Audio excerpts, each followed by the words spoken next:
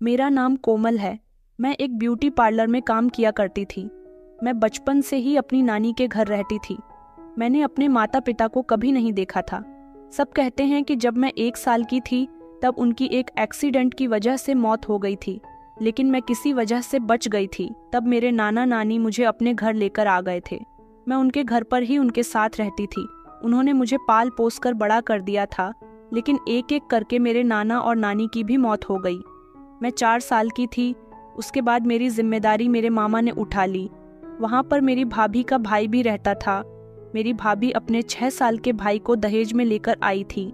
मेरे 4 साल के होने के बाद मेरी जिम्मेदारी मेरे मामा मामी ने उठा ली थी। दिन इसी तरह से गुजरते चले गए। मामी के भाई के साथ मेरी दोस्ती अच्छी हो गई थी। सुना था कि मामी के माता पिता इस दुनिया में नहीं हैं। जब उनकी शादी मामा के साथ हुई तो वो अपने साथ अपने भाई को लेकर आंगन थी और मेरे मामा ने उसको पालने की जिम्मेदारी उठाई थी। मेरी मामी की उम्र ज्यादा नहीं थी, वो सिर्फ 17 साल की थी। मामा ने मामी को बेसहारा होने के डर से एक्सेप्ट कर लिया था। उन्हें लगा कि वो उनको सहारा दे सकते थे, क्योंकि उनके माता पिता इस दुनिया में नहीं हैं। मेरी मामी ने मेरी परवरिश तो की, लेकिन मुझ में और अपने भाई में बहुत फर्क करती थी। वो हमेशा अपने भाई को अपनी औलाद की तरह प्यार करती और मेरे साथ दुश्मनों के जैसा बिहेव करती थी। मैंने कभी मोहब्बत जैसी कोई चीज नहीं देखी थी। बस पेट भरने के लिए खाना और सोने के लिए बिस्तर मिल जाया करता था। यही मेरे लिए बहुत था। मैं 60 साल की हो चुकी थी और मेरी मामी मुझसे नौकरों की तरह काम करवाती थी। खेल कूद की उम्र में ही मैंने घर का काम काज करना शुरू कर दिया था। झाड़ू पोछा बर्तन खाना बनाना सब कुछ मैं करने लगी थी, और इसके अलावा मामी जो भी मुझसे काम कहती वो सब काम मुझे करने पड़ते थे। मामी का भाई मेरा बहुत अच्छा दोस्त बन गया था। उसे मेरी बहुत फिक्र रहती थी। जब मुझे मामी बासी खाना देती तो वो मुझे अपने हिस्से का ताज़ी खाना लाकर दिया करता था और हम दोनों आधा आधा बांटकर खाते थे। वह काफ़ी सारे कामों में मेरा हाथ भी बटा दिया करता था, लेकिन जब मामी उसे मेरे साथ काम करता हुआ देखती तो वह उस पर बहुत चिल्लाते थी और साथ साथ मुझे भी डांट लगाती थी। मामी के भाई का नाम आदित्य था। एक दिन सफाई करते हुए मेरे हाथ से ग्लास छूटकर गिर गया। मैं ग्लास के टूटे हुए कांच के टुकड़ों को उठा रही थी, तभी एक टुकड़ा मेरी उंगली पर लग गया और मेरी उंगली से खूब खून बहने लगा। उस दिन घर पर आदित्य भी मौजूद नहीं था। वो अपने ट्यूशन पर गया हुआ था। मैं अपना हाथ लेकर मामा के पास चली गई और कहने लगी थी कि मामा जी, मेरे लिए एक बैंडेज ला दीजिए। मेरे हाथ से खून निकल रहा है। पर इस पर मामी ने मामा से यह कहने के बजाय कि वो मुझे बैंडेज लगा दे, वो उल्टा ही मुझे ग्लास टूटने पर डांटने लगी। मामा जी तो बस मामी के सामने खामोशी रहते थे। मामी मेरा हाथ पकड़कर मुझे किचन में ले गई और वहां जाकर उन्होंने मुझे बहुत मारा। उनका कहना था कि मैं बस हमेशा उनके सामान का नुकसान ही करती रहती हूँ। इस मार्ग की वजह से मैं इतना डर गई थी कि जब तक मामी मुझे किसी काम के लिए कमरे से बाहर न बुलाती तब तक मैं बाहर नहीं आती थी। मैं डरी सहमी सी रहने लगी थी। आदित्य ने जब मेरा हाथ देखा तो वो मुझसे पूछने लगा कि तुम्हारे हाथ में ये चोट कैसे लग गई। मैंने उसको बताया कि बस ग्लास टूट गया था, उसका कांच उठा रही थी, तब ये चोट लग गई। लेकिन उसने मेरे चेहरे पर थप्पड़ के निशान भी देखे तो वो समझ गया था। आदित्य ये कहने लगा कि तुम परेशान मत हो, मैं हमेशा तुम्हारा साथ दूंगा। कोमल, आदित्य का स्कूल 5th क्लास तक का था। सुना था कि आगे उसके स्कूल की ब्रांच 6 क्लास से दूसरे शहर में है। वह दूसरे शहर में शिफ्ट होने वाला था और वहीं पर उसके रहने का भी इंतजाम कर दिया गया था। उसकी बहन उसको पढ़ा लिखा कर किसी काबिल बनना चाहती थी, जबकि कभी मामा मामी ने मेरी पढ़ाई लिखाई पर ध्यान तक नहीं दिया था, इसलिए वो दूसरे शहर जा रहा था। वो सिर्फ छुट्टियों में ही हमारे घर आता। इस घर में आदित्य के अलावा मेरा कोई अपना नहीं था। आदित्य के जाने पर मैं बहुत रोई थी। मुझे ऐसा लग रहा था जैसे मेरा कोई बहुत करीबी इंसान मुझे छोड़कर जा रहा है। आदित्य ने मुझसे वादा किया था कि वो स्कूल की छुट्टियों पर मुझसे मिलने के लिए जरूर आया करेगा और मुझे कभी नहीं भूलेगा।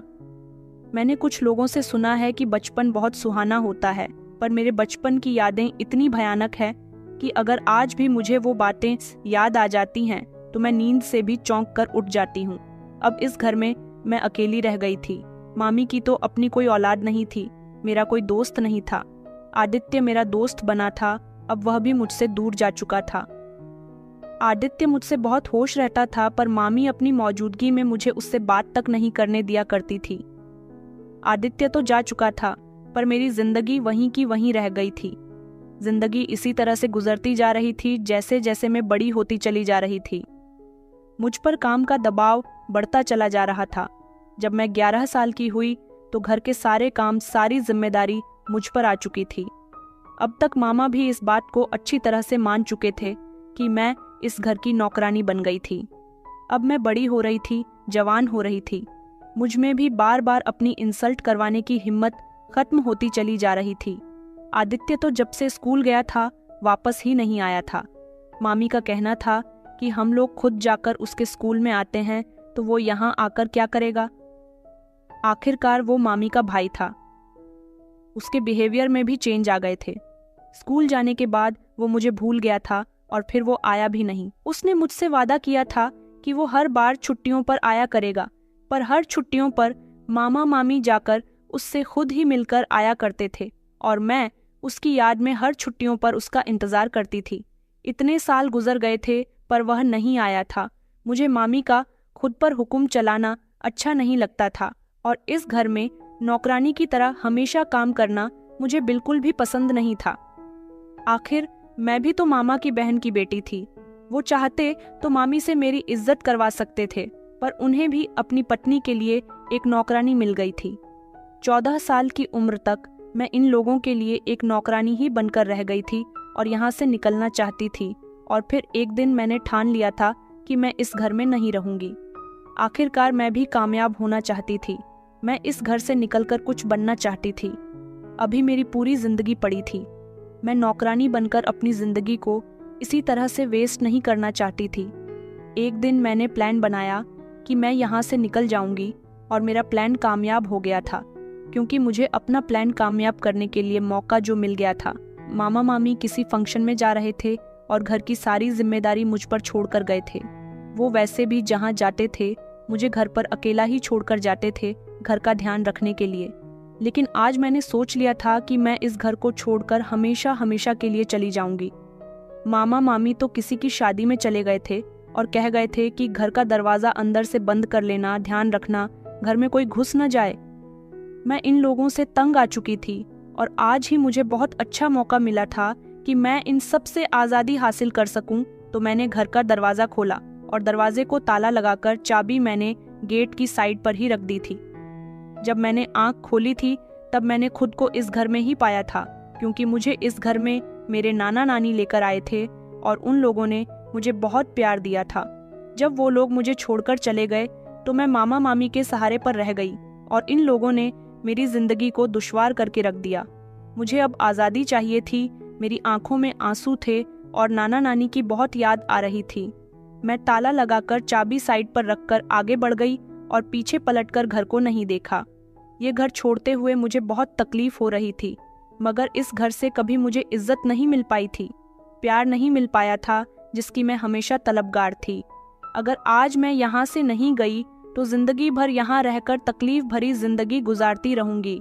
वहाँ से निकलकर मैं सीधी स्टेशन पर चली गई थी। पता नहीं कौन सी ट्रेन में बैठ गई थी और कहाँ जाकर उतर गई थी। मैं जगह के नाम भी नहीं जानती थी, क्योंकि मैं घर से कभी निकली ही नहीं थी। बस कभी कभी अपने मोहल्ले की दुकान से ही मामी के कहने पर कुछ खाने पीने का सामान लेने के लिए चली जाती थी। बस मैंने इतनी ही बाहर की दुनिया देखी हुई थी। मेरे पास कुछ पैसे थे जो कभी कभी मामा मुझे मामी से छुपकर दे दिया करते थे, पर कभी मैंने इन पैसों को खर्च नहीं किया था, इसलिए वो पैसे मेरे ही पास रखे थे। इन पैसों से मैंने ट्रेन का एक टिकट खरीद लिया था और इस शहर से भी दूर निकल आई थी। नया शहर बहुत बड़ा था, पर ना तो मुझे इस शहर का नाम पता था और ना ही कोई ठिकाना था। मैं सुबह सवेरे ही इस शहर में उतरी थी। इस शहर में उतरकर बस में चलती हुई चली जा रही थी। मुझे बहुत भूख लग रही थी। रात को मुझे एक अनाथ आश्रम दिखाई दिया और मैं उस अनाथ आश्रम के अंदर चली गई। अनाथ आश्रम के अंदर जाने के बाद वहां मैंने देखा कि बहुत सारे बच्चे मौजूद थे। मैं अंदर गई तो वहां के बच्चे मेरे इर्द गिर्द जमा हो गए और कहने लगे कि तुम कौन हो, कहाँ से आई हो। इतने सारे बच्चों को देखकर मैं घबरा गई थी और मैंने उनको अपने बारे में सब कुछ बता दिया कि मेरे साथ अब तक क्या होता आया है और मैं यहाँ पर किस तरह से पहुँच गई। वैसे भी ये सरकारी अनाथ आश्रम था। यहाँ पर बच्चों की अच्छी तरह से देखभाल की जाती थी। वहाँ की वार्डन ने मेरा नाम ऐड कर दिया था। मैंने उनको बता दिया था कि मैं भी अनाथ हूँ और इस आश्रम की मुझे ज़रूरत है। मैं उन लोगों के साथ रहने लगी। मेरा भी नाम वहाँ पर ऐड हो गया था। कुछ साल मैंने वहीं पर गुजार दिए। मैं वहाँ पर कुकिंग किया करती थी। वहाँ की वार्डन को मेरे हाथ की कुकिंग बहुत पसंद आई थी, इसीलिए उन्होंने मुझे वहाँ पर बच्चों के लिए खाना बनाने पर रख लिया था। धीरे धीरे इसी तरह से काफ़ी साल गुजरते चले गए और मैं अनाथ आश्रम में ही खाना बनाया करती थी। वहाँ पर मुझे कुछ पैसे तो नहीं मिलते थे, लेकिन वहाँ के बच्चों का प्यार, सुकून भरी जिंदगी और पेट भरकर खाना ज़रूर मिलता था। मैं 18 साल की हो गई थी। मैं देखने में अब एक सेहतमंद और जवान लड़की बन गई थी, जबकि मामा जी के घर पर मुझे बचा हुआ खाना दिया जाता था। यहाँ आश्रम पर खाने के साथ साथ मुझे खाना बनाने की सैलरी भी दी जाती थी। यहाँ पर मैं इन बच्चों के साथ बहुत खुश थी, क्योंकि यहाँ पर मुझे आज़ादी मिली हुई थी। तभी तो मेरे इतने साल यहाँ पर हंसी खुशी किस तरह से गुजर गए, मुझे कुछ पता ही नहीं चला। मैंने दिल लगाकर यहाँ के आश्रम को संभालना हुआ था, लेकिन आखिर मैं कब तक इस आश्रम में काम कर सकती थी। मुझे अपना भी कुछ अलग से बिजनेस करना था, क्योंकि मेरा इस दुनिया में कोई नहीं था। मैंने आश्रम की वार्डन से बात की और कहा कि मुझे कोई नौकरी दिलवा दो। वार्डन ने कहा कि बेटा, तुम्हारे हाथ में कोई हुनर नहीं है, मैं तुम्हें कैसे कोई नौकरी दिलवा सकती हूँ। हाँ, तुम इतना ज़रूर कर सकती हो कि तुम कोई काम सीख लो। इसके बाद अगर तुम वो काम करना स्टार्ट करोगी तो अच्छा कमा लिया करोगी। वार्डन ने बिल्कुल ठीक कहा था। मुझे तो खाना बनाने के अलावा कुछ भी नहीं आता था, लेकिन मुझे ब्यूटी पार्लर का काम करने का बड़ा शौक था। मैंने सोचा कि मैं ब्यूटी पार्लर का काम सीख लेती हूँ, इसलिए मैंने ब्यूटिशियन का कोर्स करने की ठान ली थी। एक पार्लर में मैं ब्यूटी पार्लर का काम सीखने जाने लगी थी। साथ ही साथ में अनाथ आश्रम में बच्चों का खाना भी बनाया करती थी और दोपहर को 2-3 घंटे के लिए पार्लर में पार्लर का काम सीखने जाती थी। एक दिन जब मैं अनाथ आश्रम आई तो वहाँ की वार्डन ने मुझे देखते ही गले लगा लिया। उन्होंने कहा कि मैंने अपने बेटे के लिए तुम्हें पसंद कर लिया है। वार्डन की ये बात सुनकर तो मेरे होश उड़ गए थे। उन्होंने कहा कि मेरा इस दुनिया में मेरे बेटे के अलावा कोई नहीं है। मैं यहाँ पर इतने सालों से नौकरी कर रही हूँ। मैंने जब तुम्हें पहली बार देखा था तभी तुम मुझे पसंद आ गई थी और मैंने अपने दिल में ठान लिया था कि मैं अपने बेटे के लिए तुम्हारे जैसी ही सीधी सादी और सिंपल लड़की को बहू बनाकर लाऊंगी। उन्होंने मुझसे कहा कि क्या तुम मेरी बहू बनना चाहोगी। मैंने जब आश्रम के बाकी लोगों की तरफ देखा तो उन्होंने भी मुझे हाँ में सर हिलाने के लिए कहा। मेरी समझ नहीं आ रहा था कि मैं क्या करूं। मैं तो अचानक चौंक गई थी कि वार्डन ये कैसी बातें कर रही थी। उन्होंने कहा कि मेरा बेटा पढ़ाई पूरी करके आ गया है, अब मैं उसकी शादी करना चाहती हूँ और अभी ये सही वक्त है तुमसे तुम्हारी मर्जी पूछने का। मैंने बिना कुछ सोचे समझे हाँ कर दिया। वार्डन के बेटे को मैंने पहले से ही देखा हुआ था, क्योंकि 1-2 बार वह अपनी माँ से मिलने के लिए यहाँ पर आया था। वह बहुत पढ़ा लिखा था, जबकि मैं पढ़ी लिखी नहीं थी। लेकिन हाँ, मैं खूबसूरत थी, बस वो मेरी खूबसूरती पर फिदा हो गया था। और वार्डन का कहना था कि मैं भी तुम्हारी समझदारी और खूबसूरती देखते हुए तुम्हें अपने घर की बहू बनाना चाहती हूँ। फिलहाल मैंने शादी के लिए हाँ कर दी थी और मेरी वार्डन के बेटे के साथ शादी हो गई थी। वार्डन के बेटे का नाम अनुज था। अनुज एक अच्छा पति साबित हुआ था और मुझसे बहुत प्यार करता था और वार्डन भी बहुत अच्छी थी। उनका बिहेवियर बिल्कुल भी मेरी सास वाला नहीं था। वो हमेशा मुझे मेरी माँ जितना प्यार किया करती थी। मैंने तो कभी अपने माँ के प्यार को महसूस नहीं किया था, क्योंकि कभी मैंने अपनी माँ को देखा ही नहीं था। लेकिन वार्डन मुझसे बहुत प्यार किया करती थी। मैं अपनी सास की बहुत सेवा करती थी, लेकिन अब उनकी तबीयत खराब रहने लगी थी। वो अब काफ़ी बूढ़ी हो गई थी, इसलिए अब उन्होंने वार्डन की नौकरी छोड़ दी थी और वो घर में ही रहकर आराम किया करती थी।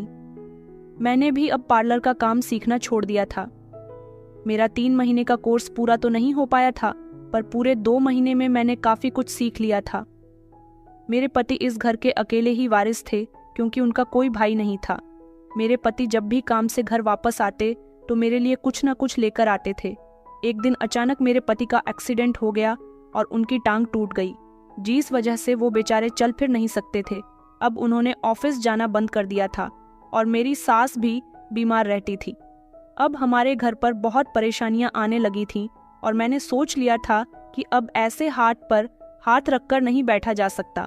घर के हाल दिन ब दिन बिगड़ती चले जा रहे थे क्योंकि घर का कमाने वाला ही बैठ गया था। मेरी सास की पेंशन आती थी जिससे महीने का गुजर बसर हो रहा था, लेकिन ऐसे कब तक चलता? मुझे भी तो कुछ करना था। मेरी सास और पति की दवाइयों का इतना ज्यादा खर्चा था कि सारे के सारे पैसे तो इन लोगों की दवाइयों में ही खत्म हो जाते थे, जिसके बाद और भी बहुत सारे खर्चे होते थे और कुछ जुड़ भी नहीं पाता था। मैंने सोचा कि मुझे ब्यूटी पार्लर में नौकरी कर लेनी चाहिए क्योंकि मुझसे और कोई काम नहीं आता था और मैं पढ़ी लिखी भी नहीं थी। ब्यूटिशियन का कोर्स मैंने किया था, इसलिए छोटी मोटी नौकरी तो मुझे आसानी से मिल जानी थी। मेरी सास ने मुझे बहुत रोका। वो कहने लगी, इस घर में हमारा ख्याल रखने के लिए तुम्हारे अलावा कोई नहीं है। मैंने कहा, मैं आप लोगों के लिए ही तो ये नौकरी करना चाहती हूँ। मैं दिन में 11 बजे से लेकर शाम के 6 बजे तक नौकरी किया करूँगी और बाकी सारे टाइम आप लोगों की सेवा किया करूँगी। फिर भी मेरा दिल चाहता था कि मैं अपने परिवार के लिए सब कुछ करूँ और अपने ससुराल के बिगड़े हुए हालात को पहले की तरह संभाल दूँ। मैंने ब्यूटिशियन को थोड़ा बहुत काम सीखा हुआ था। जब मैं पार्लर में नौकरी की तलाश में गई तो उन्होंने मेरा काम देखते हुए मुझे नौकरी पर रख लिया था, जिसमें मुझे अच्छी सैलरी मिल जाया करती थी। मैंने वो नौकरी करनी शुरू कर दी। मेरी शादी को अभी 2 महीने हुए थे, लेकिन एक दिन अचानक मेरी तबीयत बिगड़ने लगी तो पता चला कि मैं प्रेग्नेंट हूँ। मेरे पति और मेरी सास ही बात सुनकर बहुत खुश हुए थे और उन लोगों ने मुझे नौकरी करने से अब भी रोका था, पर इस तरह से कैसे चल सकता था? अब तो मेरा बच्चा भी इस दुनिया में आने वाला था और फिर इस टाइम में तो डिलीवरी भी बहुत महंगी बैठ रही है और उसके बाद बच्चे के बहुत सारे खर्चे। यही सब देखते हुए मेरे पति ने मुझे ज्यादा रोकने की जिद नहीं की, लेकिन फिर भी उन्होंने कहा कि तुम्हें अपना खास ख्याल रखना होगा। मैंने उनको भरोसा दिलाया कि मैं अपना बहुत ख्याल रखूंगी और साथ साथ अपने बच्चे का भी, अपने बच्चे के आने के। खुशी मुझे ऐसे लग रही थी जैसे मुझे दुनिया की सारी खुशियां मिल गई हैं, जो कभी मेरा सपना था कि मेरा भी कोई इस दुनिया में अपना हो। भगवान ने एक एक करके मेरे सारे दुखों के बदले मुझे सुख दे दिए थे।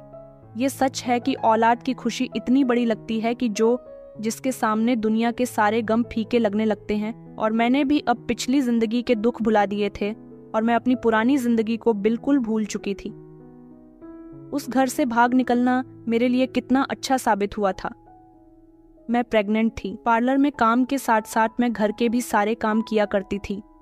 मेरी इतनी मेहनत और लगाव देखकर मेरे पति और सास बहुत खुश होते थे। ये जिंदगी का ऐसा वक्त था जिसमें मुझे काम करके भी खुशी मिल रही थी। एक दिन मैं पार्लर से वापस आई तो ये देखकर मेरे पैरों तले से जमीन निकल गई कि मेरी सास की मौत हो गई थी।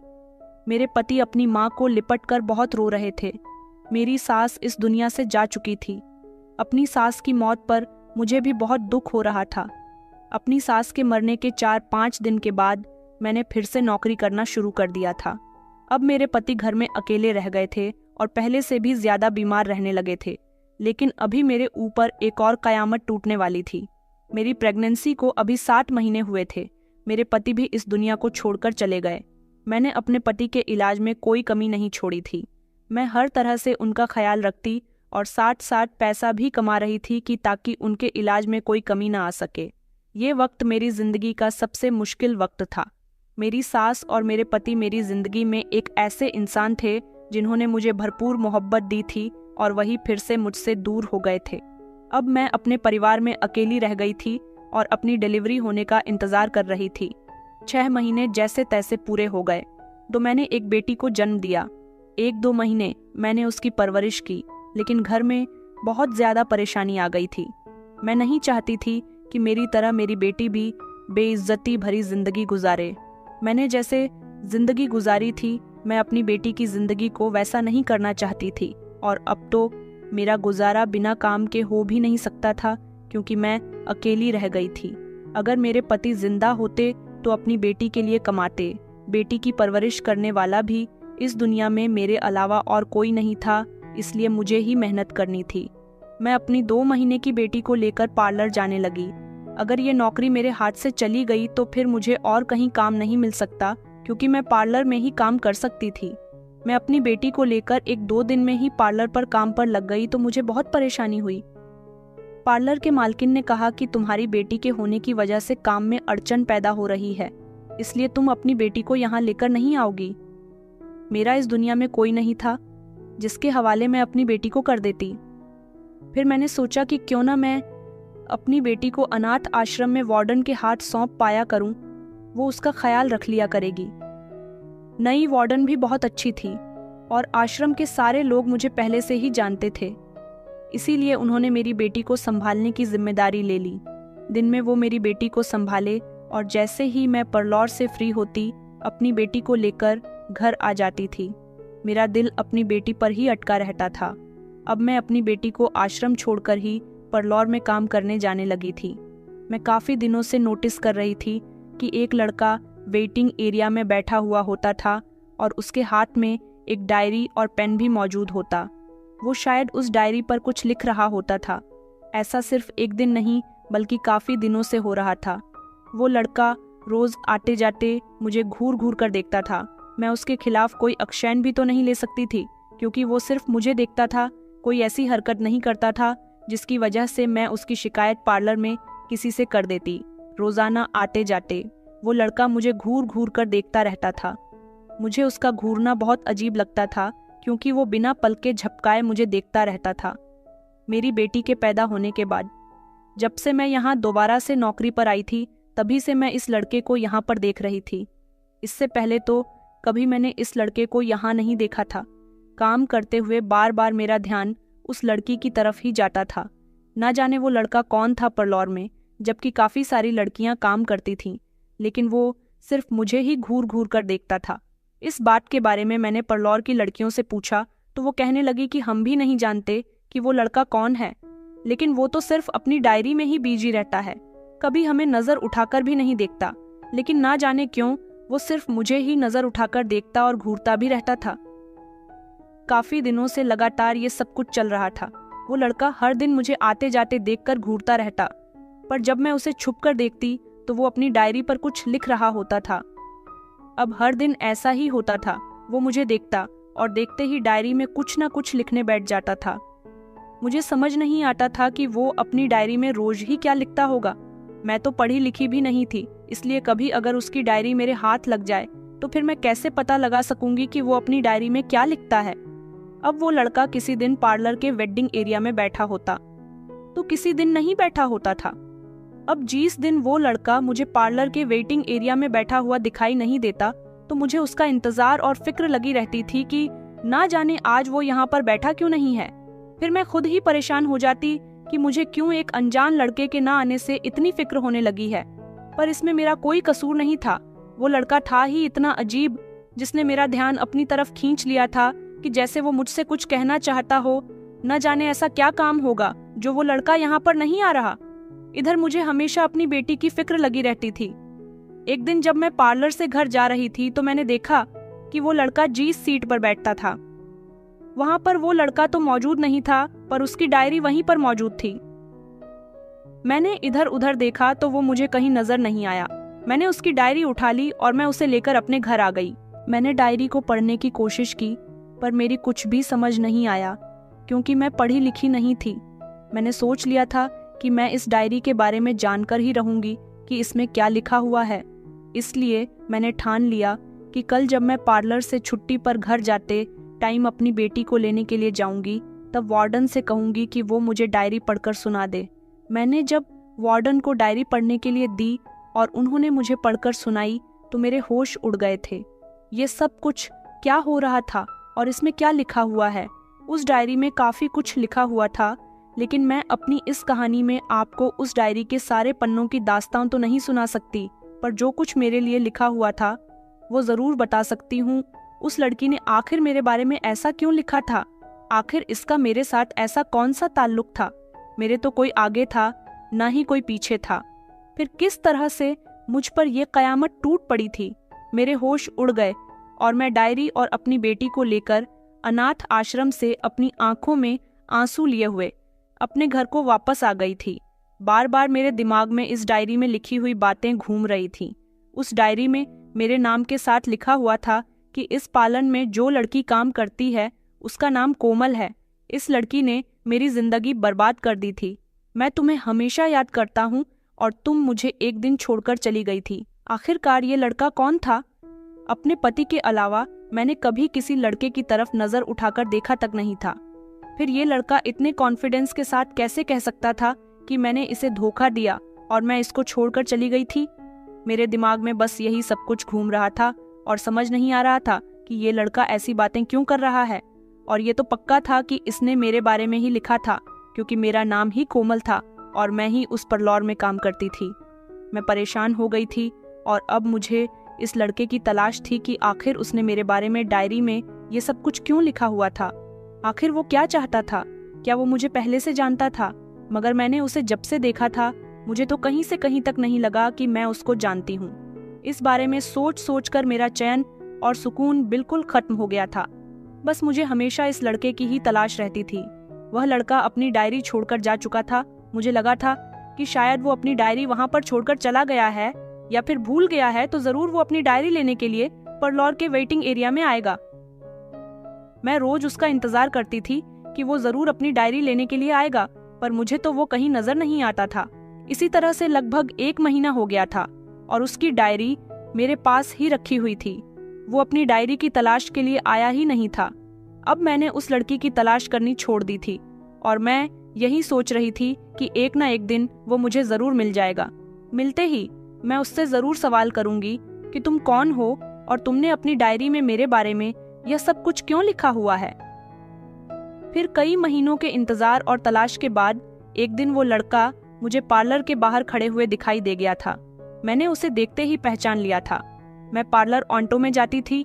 मैं ऑटो से उतरी ही थी तभी मेरी नजर पार्लर के दरवाजे पर खड़े हुए उस लड़के पर चली गई थी। उसके करीब जाने के लिए जल्दी से मैंने ऑटो वाले को पैसे दिए और मैं पार्लर की तरफ जाने लगी। शायद उस लड़के ने मुझे देख लिया था। मुझे देखते ही वो लड़का फौरन पार्लर के अंदर घुसा और सीढ़ियों चलकर ऊपर की तरफ जाने लगा।